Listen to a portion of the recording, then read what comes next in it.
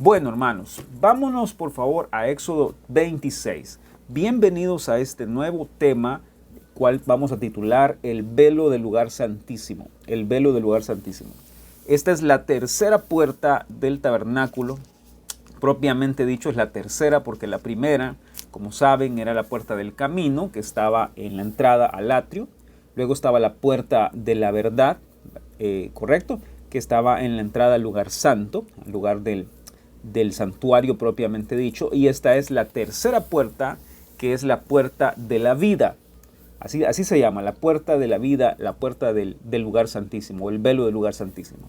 Entonces, lo primero que vamos a hacer, si ustedes me lo permiten, es que vamos a usar esta preciosa ilustración que tenemos, o esta aplicación que encontramos y que es gratuita, ¿verdad? Ya se los he contado, es gratuita y la pueden encontrar en internet para que ustedes puedan ver. ¿De acuerdo? Entonces, probablemente lo que vamos a hacer en esta sesión, en esta lección de este día, sea de alguna u otra forma utilizar las herramientas que tenemos para identificar o para ver las características del tabernáculo. ¿Listo? Entonces, aquí está el tabernáculo.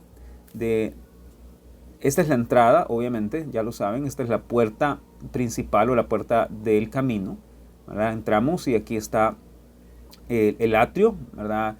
Todo este patio que estaba por el lado de afuera, ¿verdad? Este es el altar del holocausto. Perdón, siempre me trabo cuando digo el altar del incienso, altar del holocausto, porque no sé, siempre me trabo en decirlo. Ok, este es el altar del holocausto o el altar de bronce, de verdad. Esta es aquí donde ponían el sacrificio, ¿verdad? Ya les he explicado. Ahí está la mesa donde se hacían los procedimientos con los sacrificios, ¿verdad? Esta es la fuente de bronce o lavacro. Todo esto estaba afuera, ¿se ven? En el recinto afuera. Ahí están todas las cortinas, todas las columnas, que eran 60, todas las lazas, ¿verdad? O las cuerdas que sostenían esas columnas. Ahí está el clavo que está hacia abajo. Todo eso representa al Señor Jesucristo. Nos muestra un cuadro del Señor Jesucristo, ¿cierto? Entonces aquí tienen el lavacro, ¿verdad? Aquí está. Esta es una representación. Por supuesto que, por ejemplo, en la preciosa gema, la doctora dice que el lavacro era diferente a esto, porque dice ella que tenía dos formas, o tenía una forma arriba y una forma abajo, que una era la base de la otra, ¿verdad? Entonces esta es una representación artística, digámoslo así. Ahora, aquí frente a ustedes tienen el santuario propiamente dicho, la estructura de madera con 48 tablas de madera finamente trabajada, era madera lijada, preparada, emparejada entre cada una de ellas, ¿verdad? Habían cinco barras que unían estas 48 tablas, ¿verdad? Luego sobre esto estaban estas coberturas, estas 4 coberturas. Como dijimos la otra vez, los niños la estudiaron, ¿verdad? La de arriba era una piel de tejón, que era una piel básicamente muy resistente y sin un color llamativo. Si ustedes se dan cuenta, algunos piensan que era un color grisáceo, otros piensan que era un color café, otros piensan que era un color un poco más oscuro. Pero bueno, en realidad el propósito que tenía esta piel de arriba, o esta cobertura de arriba, era hacer, mejor dicho, el tabernáculo menos llamativo. ¿Por qué? Porque, bueno, si ustedes se fijan afuera, hay bronce. Estos materiales son bronce o madera cubierta de bronce. Este material es bronce, ¿verdad? Que es un metal que es menos precioso que el oro, obviamente. Pero aquí encuentran ustedes estas cinco columnas, que son las que estaban en la segunda puerta, o la puerta de la verdad. ¿Se recuerdan? Ya aprendimos, ¿verdad? Por un lado, allá hay 4 columnas, ¿ve? Que sostienen la puerta principal, y por este lado hay 5 columnas. Las primeras 4 representan a los 4 evangelios, y estas 5 representan a los 5 escritores epistolares, o los 5 escritores de las epístolas del Nuevo Testamento, ¿verdad? Que es lo que nos muestra la verdad de Jesucristo, la persona de Jesucristo en la Biblia. Cuando entramos a este recinto, este es el lugar santo, ¿verdad? Ya lo hemos estudiado, todo esto lo hemos estudiado en detalle, mucho en detalle. Estudiamos el candelero, ¿se recuerdan? Hay creo que 15 o 16 lecciones sobre el candelero, ahí en YouTube. Aquí está el altar del incienso, también hay como unas 9 o 10 lecciones, no estoy seguro. bastantes lecciones sobre el altar del incienso, o el altar de oro, o el altar cuadrado.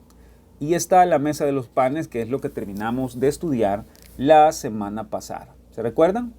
Entonces ahí estamos. Estas son las 12 hogazas de pan, ¿verdad? Con su franco incienso o lo que se presentaba ahí se recuerdan. Ahí están las patas, ahí están los anillos sobre los cuales se metía las varas, ¿verdad? Con las que se transportaban. Están sus coronas, arriba y abajo, etcétera, etcétera. ¿Listos? Muy bien. Entonces ahora llegamos a este punto. Eso que ustedes tienen frente a ustedes ahí, esto es la puerta del lugar santísimo. Este es el velo del lugar santísimo. Y si Dios lo permite, ahora, como les digo, a manera de introducción, lo que vamos a hacer es ver las características que tenía esta preciosa cortina o este velo, y vamos a descubrir de qué nos habla o qué representa. Porque la idea que tenemos es que podamos ver claramente ahí a la persona de Jesucristo. Al fin y al cabo, todo el tabernáculo nos habla de la persona de Jesucristo, ¿verdad? Ahora, noten por favor que para comenzar es diferente, ¿verdad? Aquí arriba está el techo del santuario, que era una cortina igual, ¿verdad? De azul, púrpura, carmesí y lino torcido. Tenía bordado a los querubines. Entonces el sacerdote, cuando entraba aquí a este recinto del lugar santo, levantaba la mirada, levantaba los ojos, y esto era prácticamente lo que veía, ¿verdad? Entonces ahí estamos. Muy bien, entonces con eso en mente, vámonos a Éxodo 26, por favor. Éxodo 26, ya me lo llevé en ese recorrido virtual para que ustedes puedan apreciar y ver específicamente cómo podría haberse visto el tema visual, ¿verdad? El tema visual del asunto de la puerta del lugar santísimo. ¿Ok? ¿Listos? ¿Tienen Éxodo 26? Específicamente vamos a leer el versículo 31, por favor. 31. Vamos. También harás un velo de azul, púrpura, carmesí y lino torcido. Será hecho de obra primorosa, con querubines, y lo pondrás sobre 4 columnas de madera de acacia cubiertas de oro, sus capiteles de oro sobre basas de plata, y pondrás el velo debajo de los corchetes, y meterás allí del velo adentro el arca del testimonio, y aquel velo os hará separación entre el lugar santo y santísimo. Pondrás el propiciatorio sobre el arca del testimonio en el lugar santísimo, y pondrás la mesa del velo, pondrás la mesa fuera del velo, y el candelero enfrente de la mesa al lado sur del tabernáculo, y pondrás la mesa al lado norte. Ok, ahora hasta ahí llega el relato. Luego de lo que habla más abajo es esta columna que hacía esta otra que está aquí atrás, ¿verdad? La segunda columna que menciona ahí es esta que está aquí atrás, que es la que hacía división entre el lugar santo y el atrio, ¿verdad? Entonces, comencemos por algún lado. ¿Qué les parece si les doy 5 características que tenía este velo? ¿Ok? Apuntemos, por favor, 5 características que tenía el velo. ¿Por qué? Porque si vemos las características, va a ser más fácil para nosotros tratar de descubrir lo que la palabra dice con respecto a eso. ¿De acuerdo? Ok, vamos. Número 1. Que si quieren me voy a pasar a mi pizarra. Permítanme un momento, por favor.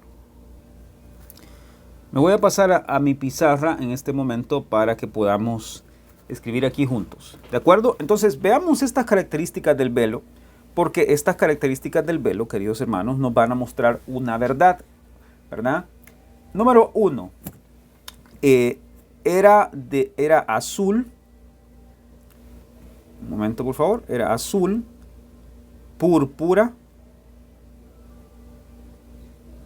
carmesí y lino torcido.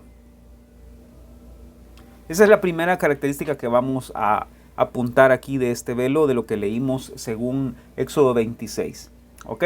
Era de 4 colores. Era azul, púrpura, carmesí y lino torcido. Número 1. Número 2. Era de obra primorosa. obra primorosa. Con querubines, lo vamos a poner aquí de una vez, con querubines. ¿Qué es obra primorosa? Ya se los he explicado, ¿se acuerdan? Cuando hablaba, por ejemplo, acerca del candelero de oro, decía que eran de obra primorosa los detalles. Y esta obra primorosa quiere decir una obra finamente trabajada, o de obra finísima, una obra hermosa, preciosa, una obra que reflejara belleza, gloria, ¿verdad?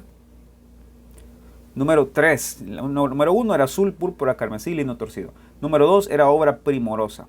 Número 3, dice que estaba sobre 4 columnas. Sobre 4 columnas de madera. Era de madera de acacia, madera de sitín, estas columnas, y estaban cubiertas de oro. Este es número 3. Estaba sobre 4 columnas de madera de acacia, ¿verdad? Y estaban cubiertas de oro. Número 4, esta es otra característica. Tenía capiteles de oro. Capiteles de oro. Y tenía basas de plata. ¿Ok? Estos capiteles ya les he explicado en el pasado cuando hablábamos sobre las columnas del tabernáculo. Estos capiteles son palabras diferentes en algunas versiones. Algunas versiones dicen que eran unas cabeceras que iban encima de las columnas como para adornar o como para dar este equilibrio de repente a las columnas. Y otros piensan que eran unas varas que se atravesaban o con las que unían las columnas, pero como les digo, depende de la versión que estemos leyendo. Número 5. Este velo tenía tenía un propósito, ¿verdad? Tenía un propósito que era separar el lugar santo del lugar santísimo. Santísimo. ¿Listo? Ok, entonces ahí estamos. Estas son las 5 características que tenía esta puerta. No habían más. No había otro detalle acerca de ellas. Era azul, púrpura, carmesí, lino torcido. Era obra primorosa con querubines. Estaba sobre 4 columnas de madera de acacia que estaban cubiertas de oro. Tenía capiteles de oro y sus basas eran de plata, es decir, donde se colocaban eran basas de plata. Y el velo hacía separación entre el lugar santo y el lugar santísimo. ¿Ok? Entonces, miren, vamos a hacer otra cosa. Vámonos, por favor, a Éxodo 36. Vámonos a Éxodo 36. ¿Ok? Éxodo 36, vamos a ver, versículo 35. Aquí nuevamente encontramos el velo que se detalla, 35 y 36. Escuchen. Hizo asimismo el velo de azul, púrpura, carmesí y lino torcido. Lo hizo con querubines de obra primorosa, ¿verdad? Y para él hizo 4 columnas de madera de acacia o madera de sitín y las cubrió de oro. Y sus capiteles eran de oro y fundió para ellas 4 basas de plata. ¿Lo ven? Ahora, escuchen lo que dice la versión de NTV. Dice, para el interior del tabernáculo, Bezaleel hizo una cortina especial de lino de tejido fino. La adornó con hilo azul, púrpura y escarlata y con querubines hábilmente bordados. Ahí está la palabra obra primorosa, es hábilmente bordados. ¿Ok? Entonces, eso es lo que quería que vieran, esa otra versión en ese sentido. De acuerdo. Entonces, vamos ahora sí a avanzar y vámonos al libro de Juan, por favor. Vámonos al libro de Juan, capítulo 14. 14. Y pues, como saben, ¿verdad? El tabernáculo era una estructura rectangular que sobre o dentro de él tenía otra estructura rectangular más pequeña, ¿verdad? Entonces aquí abajo tenía una puerta, aquí arriba tenía otra puerta, permítanme. Aquí abajo tenía otra puerta. Y había una división más aquí, que era lo que conocemos como el lugar santísimo, que tenía otra puerta. ¿Verdad? Y cada una de estas puertas recibía un nombre. Históricamente hablando, tradicionalmente hablando, entre los judíos lo conocían como la puerta del camino, que era la primera, esta puerta del camino. ¿Por qué? Porque esta puerta que estaba aquí del camino, lo que hacía era abrir la oportunidad para que todos pudieran entrar. Todas las personas que traían sus ofrendas, sus sacrificios delante del Señor, ¿verdad? Se presentaban aquí en el atrio y hacían todo el procedimiento, los ritos que tenían para poder matar al animalito, ¿verdad? Y presentarlo delante del Señor. Entonces por eso se llamaba el camino. ¿Por qué? Porque era lo que abría la oportunidad para que las personas se acercaran a este lugar, a este recinto, o a este atrio, a este patio. En segundo lugar, encontramos que esta puerta se llamaba la verdad. Y esta puerta de la verdad, lo voy a poner con otro color, era un velo que dividía el lugar santo del lugar santísimo. Perdón, el lugar santo del atrio. ¿Por qué? Porque esta puerta lo que permitía era entrar al sacerdote a tener una comunión más cercana con Dios que los demás no podían tener. ¿Verdad? Aquí el sacerdote entraba y tenía una comunión con la verdad, con la palabra, porque estaba el candelero de oro, estaba la mesa de los panes, estaba el altar del incienso, etcétera, etcétera. Entonces por eso se llamaba la puerta de la verdad. ¿Ok? Y ahora nos encontramos en la puerta que se llamaba la vida, que es la puerta, como les digo, la que estamos estudiando hoy, que dividía el lugar santo del lugar santísimo. ¿Sí? Esta puerta de la vida era la que permitía, escuche, que solamente el sumo sacerdote entrara a este lugar. Entonces, en este punto, vamos a ver, creo que lo puedo poner de otro color aquí. Sí. En este punto podemos encontrar una diferencia de algo. Lo van a ver claramente. Aquí tenían acceso todos. Todas las personas que traían un sacrificio podían presentarse delante del Señor y el sacerdote recibía el sacrificio, lo presentaba en el altar del holocausto, ¿verdad? Y el sacrificio era presentado delante del Señor y el Señor lo recibía, etcétera, etcétera. Fuego salía delante del Señor y lo consumía, etcétera, etcétera. A este lugar tenían acceso todos. Al lugar santo tenían acceso los sacerdotes, ¿verdad?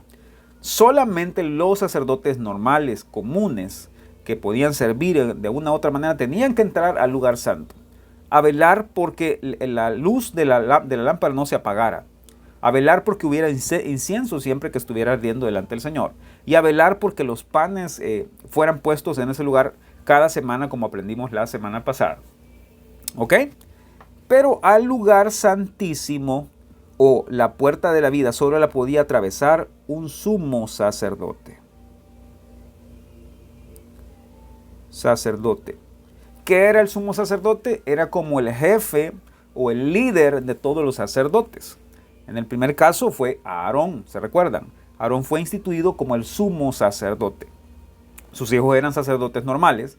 Luego cuando Aarón ya no fue sumo sacerdote, pasó otro de sus hijos a ser el sumo sacerdote. Y así consecutivamente pues iba uno tras otro. Pero solo había un sumo sacerdote. ¿Ok? Y este sumo sacerdote era el único que podía atravesar esta puerta de la vida. Nadie más.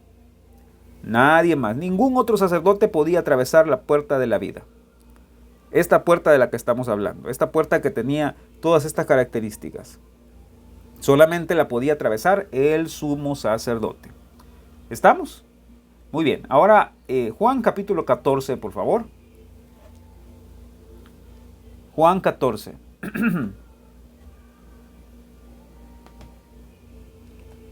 ¿Lo tienen? Versículo 6. Vamos a leer versículo 6. Dice, permítame, déjenme ver una cosa. Solo voy a confirmar una cosita si tengo otra cita más o le leo esta directamente. Un momento, por favor. Vamos a ver.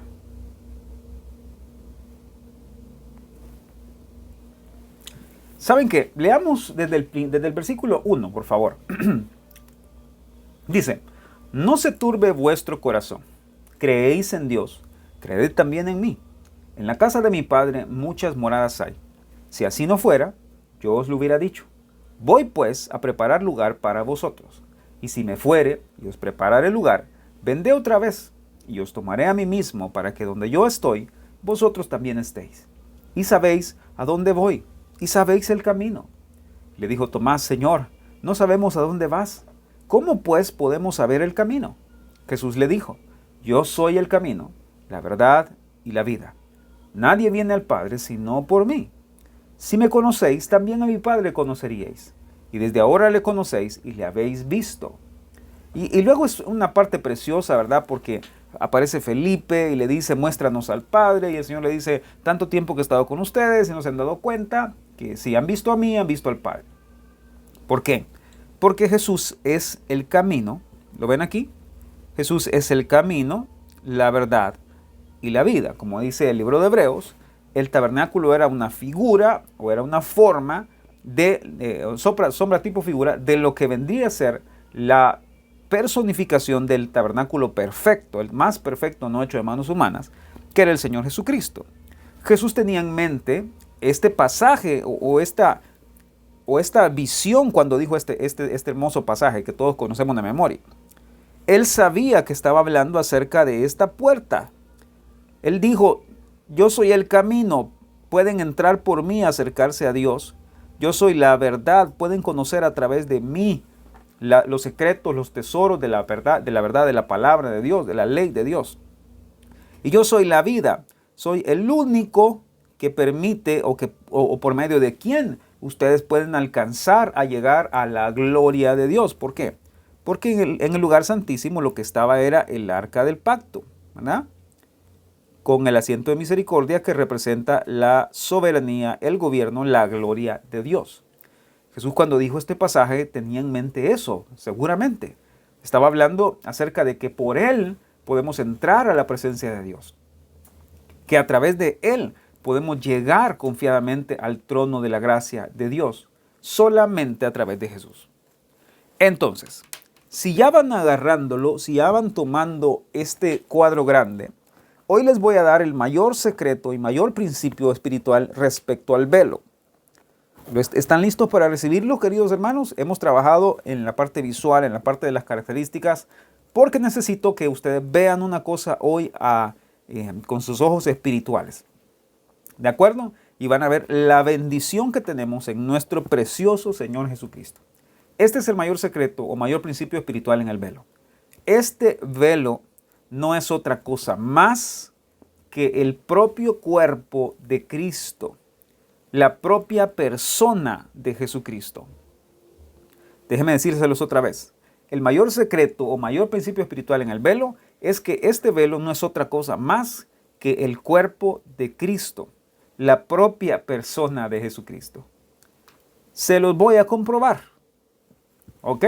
Vamos a trabajar ahora. Se los voy a comprobar con la Biblia, ¿verdad? Esa es la intención. Comprobarlo todo con la Biblia. Número 1.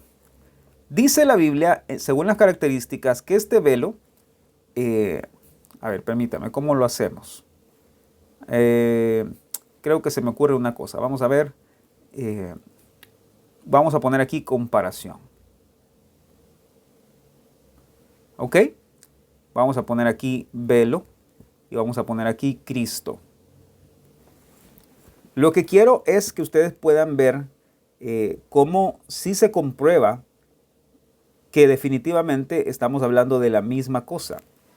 Cuando hablamos del velo, hablamos de la persona de Jesucristo, ¿verdad? Y eso es lo que quiero que vean conmigo esta noche. ¿Están aprendiendo algo, hermanos? Quiero que estén activos, por favor, en el chat. Cuando reciban una verdad o algo que el Señor marque en su corazón, pongan amén ahí, por favor, ¿verdad? ¿Están despiertos por ahí, hermanos? Ok, número 1. El velo dice que era de obra primorosa. ¿Saben qué? Antes de esta obra primorosa les voy a poner otro. Les voy a poner los 4 colores. ¿verdad? Esto ya lo saben, obviamente. Esto ya lo estudiamos en otras ocasiones porque las otras puertas tenían un tanto de este mismo detalle. El techo del santuario tenía estos mismos detalles, ¿verdad? Y es que los 4 colores nos hablan del rey, el púrpura, ¿verdad? El siervo o el hombre. Ok, el rey, por ejemplo, les decía, el segundo color, se los voy a poner, tal vez es más fácil si lo vemos de este punto de vista. El color del azul nos habla de lo celestial. Dicho mejor así, tal vez así no los confundo. El carmesí nos habla de la sangre o de la nueva vida, ¿verdad? Y el blanco nos habla de pureza. ¿Sí? A ver, lo vamos a poner de este color para hacerlo más claro. Este era el color púrpura. Este era el color azul celestial, ¿verdad?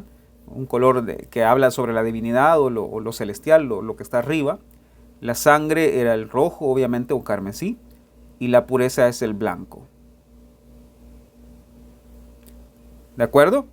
Y por supuesto que en Cristo encontramos estos 4 colores también, ¿verdad? Representados en los 4 evangelios. En los 4 evangelios que se presentan como rey, como hijo de Dios.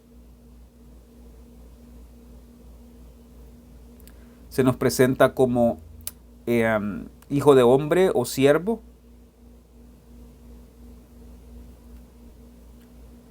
Hijo de hombre y como siervo, ¿verdad? Ahí está. ¿Quién es el rey o quién presenta a Jesucristo como rey? Es Mateo, ¿verdad? El Hijo de Dios es Juan.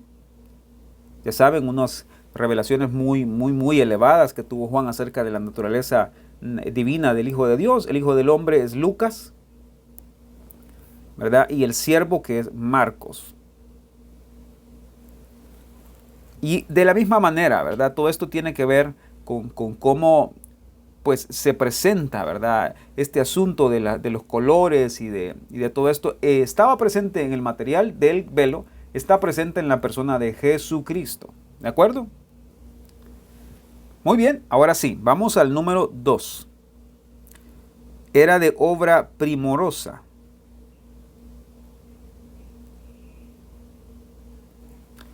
Obra primorosa. ¿Y qué les dije que significa obra primorosa?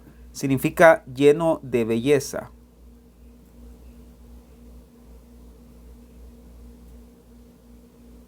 Lleno de belleza, de esplendor, de gloria, ¿verdad?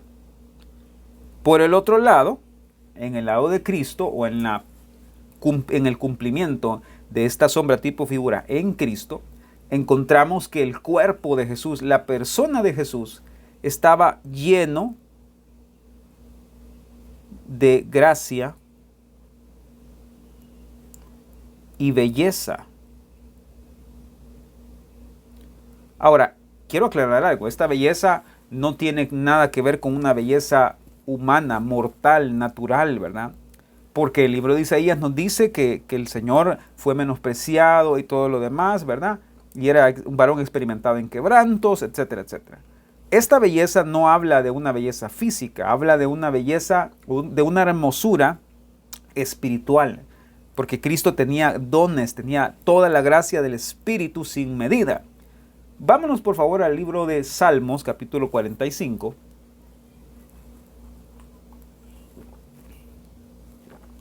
¿Qué estoy tratando de hacer, queridos hermanos?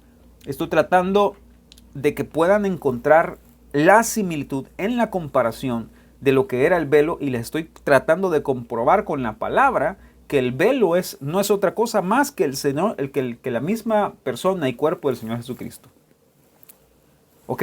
Y Salmo 45:2 dice lo siguiente: eres el más hermoso de los hijos de los hombres, la gracia se derramó en tus labios, por tanto Dios te ha bendecido para siempre. Este es un salmo mesiánico, este es un salmo que habla de la persona de Jesucristo, del Mesías prometido, escogido de Dios. ¿De acuerdo? Entonces ahí lo tienen, obra primorosa. lleno de belleza, lleno de hermosura, lleno de gloria. ¿Y quién más que el Señor Jesucristo en su persona y cuerpo para estar lleno de gracia y belleza?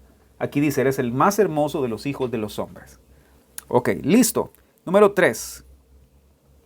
Número 3. Dice que tenía querubines. Tenía detalles de querubines. Un momento, por favor. Detalle de querubines. Miren qué interesante. Aquí no le puse número. 2 aquí, 3 aquí. Miren qué interesante. ¿Por qué? ¿Alguna vez se han puesto a pensar qué tipo de papel tuvieron los ángeles en la vida y ministerio de Jesús? ¿Alguna vez se han puesto a pensar en eso? Bueno, resulta ser que los ángeles, querubines y todo este ejército celestial estuvo presente todo el tiempo en la vida de Jesús, en servicio a Jesús, en asistencia a Jesús durante toda su vida. Qué interesante, ¿no les parece? Que los 4 colores que están aquí del velo nos hablen de los 4 evangelios, de las 4 formas en las que se presenta a Jesús como Rey, como Señor, como Hijo de Hombre, ¿verdad? Como Dios, como Hijo de Hombre, como Siervo. Qué interesante que el velo estaba finamente trabajado, hábilmente bordado, lleno de belleza, lo cual nos habla de la hermosura espiritual que Jesús tenía. Y número 3, que estaban los querubines presentes en el velo. Qué interesante notar que en la persona de Jesús, en su ministerio, en su vida, todo el tiempo estuvieron los ángeles al servicio de él en el sentido de que sabían la obra que tenía que llevar a cabo. Y aún así, hermanos, Jesucristo nunca, jamás se aprovechó de esa oportunidad o posibilidad que tuvo. ¿Se recuerdan ustedes cuando estaba siendo juzgado y todo lo demás, ¿verdad? Que fue a su muerte. Él dijo que si él le pedía a su padre, le mandaba 12 legiones de ángeles que pelearan por él. Porque él sabía que ellos estaban por él. Ellos estaban listos a servirlo, a correr por él. Él era su Señor, era su Dios, era su Creador. ¿Ok? Entonces, vamos a poner aquí los ángeles estuvieron... Wow, escribí mal ahí, permítame.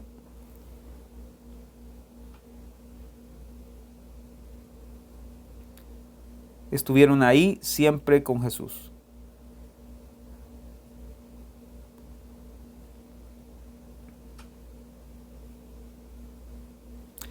¿Cómo sé eso, queridos hermanos? Bueno, piensen por un momento. ¿Quién anunció la llegada del Mesías? Fue un ángel a María. ¿Quién anunció el nacimiento de Jesús a los pastores? Fueron ángeles. ¿De acuerdo? ¿Quiénes estuvieron con Jesús cuando fue tentado? Esto se lo voy a dar la palabra porque voy poniendo versículo por versículo en cada uno de los detalles. Vámonos a Mateo capítulo 4, por favor. Mateo capítulo 4.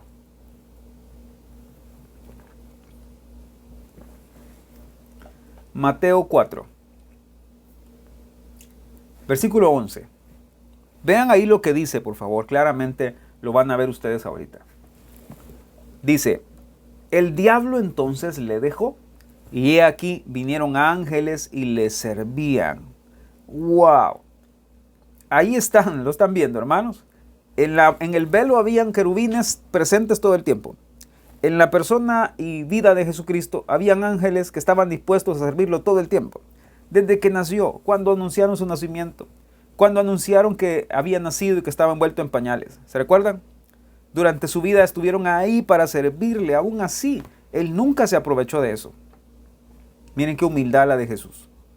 Cuando estaba en el huerto de Getsemaní, ¿se recuerdan? ¿Quién llegó a consolarlo? ¿Quién llegó a darle nuevas fuerzas porque ya estaba muriendo? Ya su espíritu, su alma sentían la muerte sobre él en ese momento. ¿Quién llegó? Un ángel. ¿Quién llegó a anunciar que se había levantado entre los muertos? Un ángel. Lo están viendo. Qué maravillosa la palabra de Dios y cómo se comprueba ella sola, ¿se dan cuenta? ¿Cómo vamos a decir entonces que el velo no es otra cosa más que Jesucristo si están viendo que es una y otra vez el mismo principio? Los 4 colores, que era obra primorosa, llena de hermosura, belleza, los detalles de los querubines, todo estaba en la persona de Jesús. Él presente como Rey, Hijo de Dios, Hijo de hombre, siervo, lleno de gracia, de hermosura, de belleza espiritual, ¿verdad? Con estos ángeles que todo el tiempo estaban ahí para asistirlo, para acompañarlo en su obra. Sigamos. Dice que este velo estaba sostenido por columnas.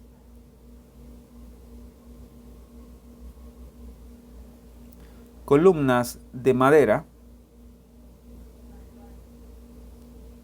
cubiertas de oro. ¿Qué creen? Esto ya lo han aprendido, ¿verdad? Creo que ya lo tienen muy claro. Porque resulta ser que la madera representa la naturaleza humana mortal de Jesús, del hombre, en este caso, y el oro representa la naturaleza divina. En Jesús también encontramos entonces que su ministerio, su vida en la tierra, fue sostenida, por así decirlo, por esta unión de su naturaleza mortal o humana y naturaleza divina. Entonces vamos a poner aquí, tenía las dos naturalezas.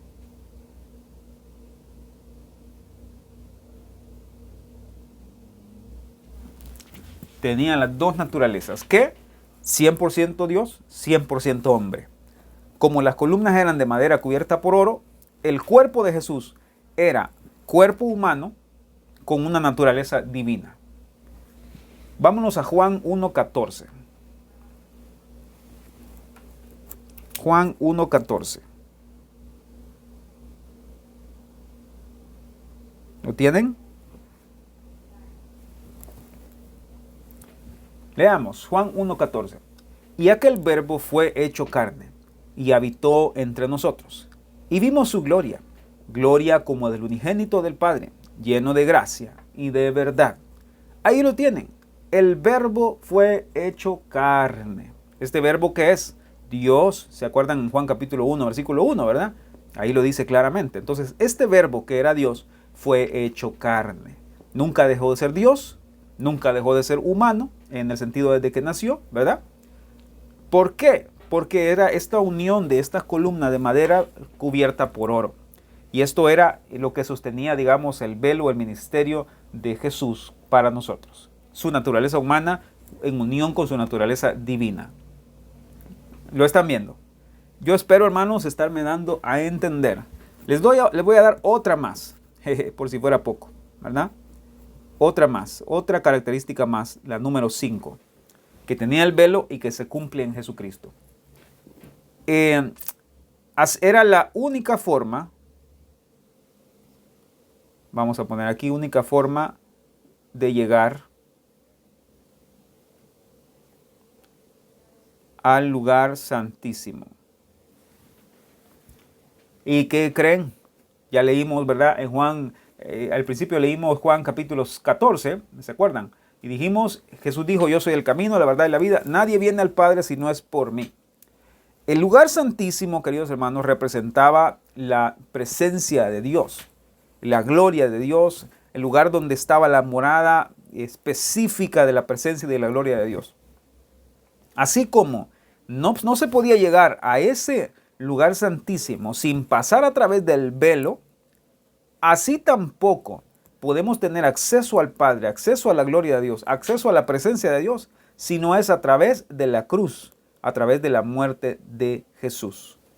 Entonces aquí está el quinto punto comparativo entre el velo en el Antiguo Testamento y Cristo en el Nuevo Testamento, es que en el velo en el Antiguo Testamento era la única forma de llegar al lugar santísimo. De igual manera, en el Nuevo Testamento o en el Nuevo Pacto, solamente a través de Jesús. Lo voy a poner así. Solamente. Wow, permítanme que como estoy un poco más abajo me cuesta escribir. Solamente en Jesús. Un momento, por favor. Solamente en Jesús podemos llegar al Padre.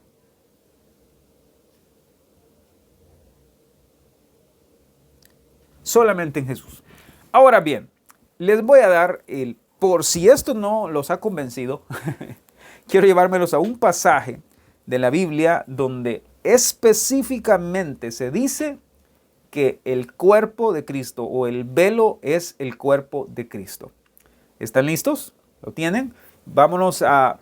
no se los he dado, ¿verdad? Vámonos a Hebreos 10, por favor. Hebreos 10. Hebreos 10.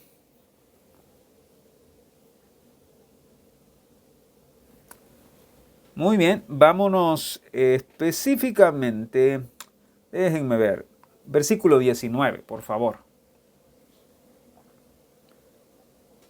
Bueno, en el capítulo 10, el apóstol Pablo está hablando acerca del sacrificio de Cristo, quien se ofreció una vez por todas, ¿verdad? Para poder completar o para poder satisfacer esta deuda que era a causa del pecado y que todos los años tenían que llevar un corderito, ¿verdad? O cualquier ofrenda que llevaran, y tenía que hacerse una y otra vez, y nunca nada pudo satisfacer por completo este sacrificio, ¿verdad?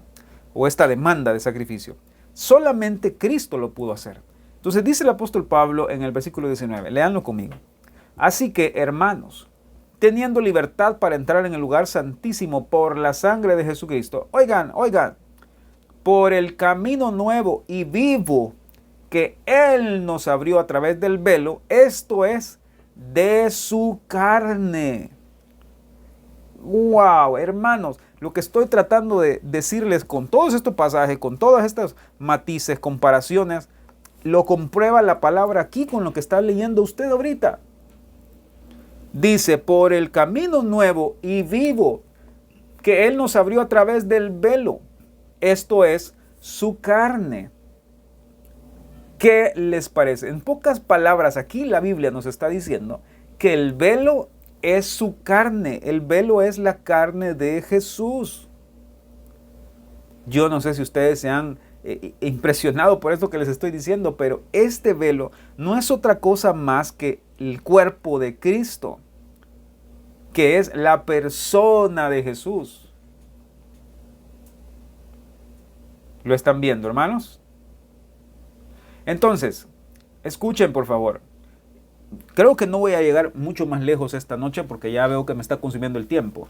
Y los otros pasajes que tenía son en realidad otro principio. Pero bueno, vamos a ver qué hacemos. Escuchen, hermanos, entonces este velo, vamos a ver si me voy a la ilustración. Un momento, por favor. Este velo que tienen frente a ustedes, que ya vimos toda su característica, ¿verdad? Tenía 4 colores, estaba bordado o trabajado hábilmente con querubines, estaba puesto sobre 4 columnas de madera cubiertas de oro, etcétera, etcétera, ¿verdad? Este velo, lo que resguardaba del otro lado, era la presencia de Dios, el arca del pacto, la gloria de Dios, donde estaba la presencia misma de Dios, donde solo podía entrar el sumo sacerdote una vez al año. Ahora, escuchen esto, queridos hermanos. Este velo, pues aquí lo han representado como muy delgado, pero este velo, ¿saben ustedes que la tradición judía dice que este velo tenía 4 dedos de ancho? O sea, era un velo que era extremadamente pesado, extremadamente difícil de que la luz pasara a través de él. O sea, lo habían hecho de esa manera para que la luz que estaba en el lugar santísimo no llegara prácticamente a ningún otro lugar o se pasara lo menos posible de algún lugar, para que fuera reservada específicamente para ese lugar santísimo. Entonces, hermanos, ya vieron el principio de que ese velo representa el cuerpo de Jesús, el cuerpo de Cristo, ¿verdad? Representa la persona de Jesucristo. Ahora van a entender lo siguiente, ¿ok? Vámonos, por favor, al Nuevo Testamento. Ahorita lo van a ver. Vámonos al Nuevo Testamento, a Mateo 27, por favor. Mateo capítulo 27. Casi vamos a terminar nuestra lección de este día, pero de verdad que les pido a todos que abran su corazón y abran su mente para lo que estamos aprendiendo. Son lecciones preciosas y valen la pena en estos días en que estamos, ¿verdad? Celebrando Semana Santa, celebrando pues prácticamente el tiempo en el que Jesucristo fue crucificado y resucitó por nosotros. Así que les pido a todos que en los próximos días no se pierdan los servicios de la iglesia de domingo, ¿verdad? Vamos a tener un tiempo maravilloso de meditar en la palabra y el día domingo de resurrección vamos a tener Santa Cena. Vamos a compartir acerca de la muerte de Jesús, de su resurrección, etcétera, etcétera. Vámonos a Mateo 27, 45. Vamos a leer esto, ahora lo van a ver claramente. Espero haber puesto las bases suficientes para que ustedes puedan hoy recibir la luz acerca de lo que esto significa de otra manera. ¿Ok?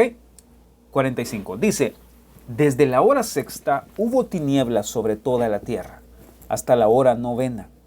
Cerca de la hora novena, Jesús clamó a gran voz diciendo, Elí, Elí, lama sabactani. Esto es, Dios mío, ¿por qué me has desamparado? Algunos de los que estaban ahí decían al oírlo, a Elías llama a este. Y al instante, corriendo uno de ellos, tomó una esponja, la empapó de vinagre y poniéndola en una caña le dio a beber. Pero los otros decían, deja, veamos si viene Elías a librarle. Mas Jesús, habiendo otra vez clamado a gran voz, entregó el espíritu. Atención, hermanos, por favor. Y he aquí, el velo del templo se rasgó en dos, de arriba a abajo, y la tierra tembló y las rocas se partieron. Y se abrieron los sepulcros, y muchos cuerpos de santos que habían dormido se levantaron. Y saliendo de los sepulcros, después de la resurrección de él, vinieron a la santa ciudad y aparecieron a muchos. El centurión y los que estaban con él guardando a Jesús, visto el terremoto y las cosas que habían sido hechas, temieron en gran manera y dijeron, verdaderamente este era Hijo de Dios. Estaban ahí muchas mujeres mirando de lejos, las cuales habían seguido a Jesús desde Galilea sirviéndole, entre las cuales estaban María Magdalena, María la madre de Jacobo y de José, y la madre de los hijos de Zebedeo. Muy bien, pausa un momento. Ahora vámonos a Lucas capítulo 23. Lucas capítulo 23. Lucas capítulo 23, versículo 45. ¿Lo tienen, hermanos? Casi nos está consumiendo el tiempo. Apurémonos, por favor. Lucas 23, 45. O 44. Leamos desde atrás. Cuando era como la hora sexta, hubo tinieblas sobre toda la tierra hasta la hora novena, y el sol se oscureció, y el velo del templo se rasgó por la mitad. Precioso. Ahora movámonos a Marcos 15, por favor. Marcos 15. Marcos 15. Versículo 36. Para que agarremos un poco más de contexto, es prácticamente la misma historia que en Marcos. Vean lo que dice. Y corrió uno, y empapando una esponja en vinagre, y poniéndola en una caña, le dio a beber, diciendo, dejad, veamos si viene Elías a bajarle. Mas Jesús, dando una gran voz, expiró. Entonces el velo del templo se rasgó en dos, de arriba a abajo. Y el centurión que estaba frente a él, viendo que después de clamar había expirado así, dijo, verdaderamente este era el Hijo de Dios, era Hijo de Dios. Ahora, hermanos, este es el principio maravilloso y precioso. ¿Por qué razón en todos los relatos que ustedes y yo acabamos de ver en la Biblia, en los 3 relatos que aparece de que el velo se rasgó, por qué razón exactamente después que Jesús expira o entrega su espíritu al Padre, dice la Biblia que el velo fue rasgado? ¿Se habían puesto a pensar en eso? ¿Por qué no pasó 10 horas después, un día después? ¿Por qué no pasó cuando Él resucitó? Cuando Cristo murió, el velo fue rasgado. Esa es la prueba final, queridos hermanos. Esa es la prueba final de que el velo no era otra cosa más que el cuerpo de Cristo. ¿Por qué?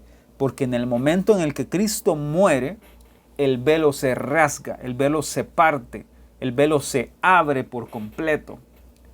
Y como leímos, ¿verdad? Leímos ahí en Hebreos capítulo 10, ¿se recuerdan? Dice el apóstol Pablo específicamente, teniendo libertad de entrar en el lugar santísimo por la sangre de Jesús, por el camino nuevo y vivo que Él nos abrió a través del velo, esto es de su carne. Queridos y amados hermanos, si tenemos ahora acceso al Padre, es porque ese velo fue roto, ese velo fue quebrantado, ese velo fue fragmentado, que no es otra cosa más que el precioso cuerpo de Jesús que fue entregado por ustedes y por mí. Hermano, esto tiene que tocar nuestra alma, tocar nuestro corazón, tocar hasta el corazón más duro. ¿Por qué, hermanos? Porque lo que dividía, lo que separaba el lugar santo, el lugar santísimo, era el velo, este velo que hacía división, distinción entre el lugar santo y la presencia de Dios. Ese fue roto a través del cuerpo de Jesús, fue roto a través de su muerte, de su sufrimiento, de sus padecimientos. ¿Para qué?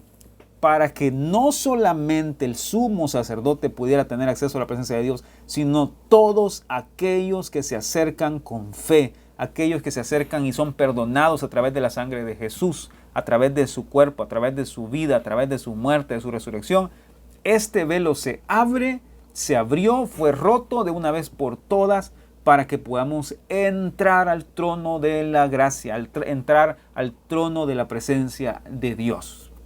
Qué tremendo, qué precioso, que un precio que nadie pudo pagar, Jesús lo pagó por nosotros. Una puerta que nadie podía abrir, Jesús la abrió por nosotros. La Biblia dice que las puertas que Dios cierra, nadie puede abrir. ¿De acuerdo? Ni usted ni yo. En ninguna de nuestras más brillantes ideas, más brillantes acciones, más brillantes obras, jamás hubiéramos podido abrir el velo, jamás hubiéramos podido quitar ese pesado velo que estaba dividiéndonos de la presencia de Dios. Solamente Jesús en su muerte. Entonces, ¿qué les parece? El velo no es otra cosa más que el cuerpo de Jesús. Este cuerpo que fue quebrantado por nosotros, que fue abierto por nosotros, para que de ese cuerpo saliera vida y abriera un camino nuevo, como dice Hebreos capítulo 10, un camino nuevo, un camino que está vivo a través de ese velo que es la carne de Jesús, para que nosotros podamos atravesar hasta la misma presencia de Dios. ¿Qué les parece? Incluso la próxima lección les voy a enseñar cuáles son las razones por las que el velo fue quebrantado, fue partido. Cuáles son las razones por las que el velo fue rasgado. Y son razones preciosas. Todas son beneficios para nosotros, bendiciones para nosotros que no podemos pagar ni merecer. Todas son en Cristo. Y aún así, hermanos queridos, hay personas que menosprecian este sacrificio. Aún así hay personas que lo ven de menos, que lo tienen en poco. Aún así hay personas que simplemente lo ven como nada, el sacrificio de Jesús. No entienden muchas personas, lamentablemente, no entendemos muchas veces lo que le costó a Él, el precio que tuvo que pagar, que su propio cuerpo fuera quebrantado, que su propio cuerpo fuera rasgado, para que pudiéramos nosotros tener acceso al Padre. Miren qué ingratos somos. Miren cuánta falta de gratitud tenemos por el sacrificio que nuestro precioso Salvador hizo por nosotros. Así es que, hermanos, yo los dejo con esto. Hoy ya son las 8 de la noche prácticamente y vamos a terminar nuestro estudio. Lamentablemente no pude avanzar mucho de lo que tenía escrito porque era necesario y valía la pena que pudiéramos detenernos a que nuestro entendimiento y comprensión acerca de este velo fuera ampliado, fuera cambiado de repente en un sentido, porque este no era solamente una cortina, este era el cuerpo de Jesús que fue rasgado por nosotros, ¿verdad? Y por supuesto que vamos a ver detalle a detalle, si el Señor lo permite, las razones por las que fue quebrantado y rasgado y qué obtenemos nosotros a través de este sacrificio precioso de Jesús en la cruz del Calvario. Ok, hermanos, ¿hemos aprendido algo esta noche? Porque si es así, vamos a orar y vamos a despedirnos hoy y vamos a vernos el domingo, si el Señor permite, en nuestro servicio Domingo de Ramos. No se lo pierdan, por favor. ¿Listos? Vamos a orar esta noche. Padre nuestro que estás en los cielos, te damos gracias, bendito Señor. Gracias, Jesús, por amarnos. Gracias, Jesús, por dar tu vida en la cruz del Calvario, Señor. Gracias, Señor, porque tu cuerpo fue rasgado, Señor. Gracias, Señor, porque tu cuerpo fue quebrantado por nosotros, Señor. Señor, tú sabías que no teníamos acceso al Padre. Tú sabías que estábamos destituidos de la gloria de Dios, Señor. a causa de nuestro pecado, de nuestra maldad, de nuestra iniquidad, de nuestras transgresiones, Señor. Por eso tú pusiste tu cuerpo, Señor, en expiación por el nuestro, en nuestro lugar, Señor. Señor, a través de tu cuerpo, de tu sangre, Señor, a través de tus heridas, Señor, abriste un camino de regreso a la casa del Padre, Señor. Gracias te damos por eso, Señor. Gracias, Señor, y perdónanos por tener tanta falta de gratitud por tu sacrificio, por tu muerte. Perdónanos, Señor, por tener tan en poco ese sacrificio precioso que hiciste, Señor. Porque muchas veces, Señor, no nos damos cuenta de lo que te costó a ti, Señor. Perdónanos, Señor. Permítenos hoy, Señor, que nuestros ojos sean alumbrados, que nuestro espíritu, Señor, pueda entender, Señor, nuestra alma pueda entender, Señor, lo que tú has pagado por nosotros. Perdónanos, Señor, porque nos desanimamos, Señor, nos rendimos ante lo primero que sucede, Señor. Y no nos damos cuenta de lo que tú ya pagaste, Señor. Perdónanos, Señor, porque nos desanimamos, porque otros nos ven mal, Señor. Nos desanimamos porque otros nos tratan mal, Señor, porque otros no son lo que queremos, lo que dicen, lo que decimos, Señor. Señor, pero perdónanos porque no ponemos nuestra mirada en ti, Señor. Perdónanos, Señor. Y ayúdanos, Señor, a vivir una vida dando gloria y honra, Señor, a ese sacrificio precioso, a ese velo, Señor, que fue rasgado por nosotros, a causa de nuestro pecado, Señor. No permitas que volvamos atrás, Señor. No permitas que pisoteemos ese precioso y maravilloso sacrificio que hiciste por nosotros. Bendito, Señor. Yo te doy gracias hoy y te suplico que nos bendigas a todos esta noche y que esta palabra, Señor, quede sembrada en nuestros corazones como tierra fértil, Señor, como semilla que va a dar fruto a su tiempo, Señor, que va a dar fruto al 100 por 1, Señor, y que su hoja no va a caer. En el nombre de Jesús, te doy las gracias, bendito Señor Jesucristo. Quédate con nosotros. Por favor, guárdanos a todos, donde quiera que estemos y vayamos. Que tu presencia nos acompañe siempre. En el nombre de Jesús te doy las gracias. Bendito Señor. Amén y amén. Hermanos, que Dios los bendiga a todos. Nos vemos el domingo en la iglesia. Un fuerte abrazo para todos. Chao, chao.